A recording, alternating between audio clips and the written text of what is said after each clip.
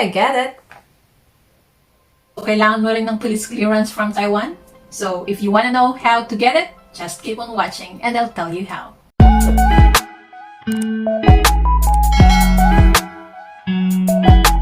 Para ba sa mga OFW from Taiwan na nandito sa Australia? Hi guys! Welcome back to my channel, Simply Philos. So for today's video, just wanna share to you guys, especially for those who are here in Australia na nag-Taiwan before. This video or our topic for today, parang sa classroom lang. So the topic of this video, is about on how to get a police criminal record from Taiwan if you were here in Australia. So kung isa ka sa mga OFW from Taiwan, then nagpunta dito sa Australia, and your visa was still in the process, and maybe we're in the same situation that the immigration asked us to get or to comply a police criminal record from Taiwan. So this video ay makakatulong for those applicants na nandito sa Australia, na nag-Taiwan before. So i-share ko lang to sa inyo guys, para dun sa mga hindi pa po alam kung paano ang gagawin nila to get their police clearance certificate. So itong video na to ay makakatulong sa inyo. So para naman po doon sa mga alam na kung paano kumuha ng police record from Taiwan, then I will be very happy if you're still watching my video.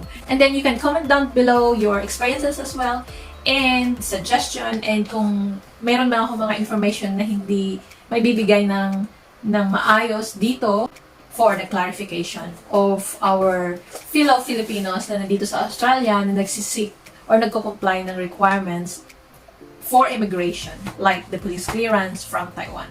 If you wanna know what's the process guys, just keep on watching. But before that, don't forget to subscribe and like this video, and share na rin po para makatulong tayo sa ating mga kababayan na nandito sa Australia na gustong kumuha ng police clearance from Taiwan. So we're gonna be starting our video in 1, 2,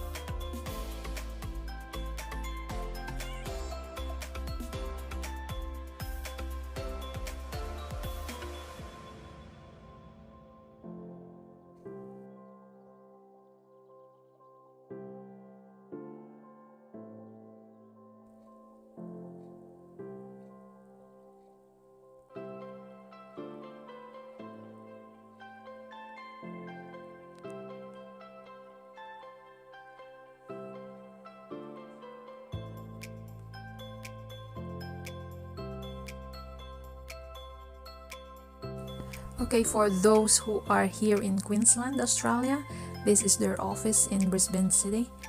It was 46 Edward Street and level 11. So make sure you're gonna bring all your notarized document first before you go to their office.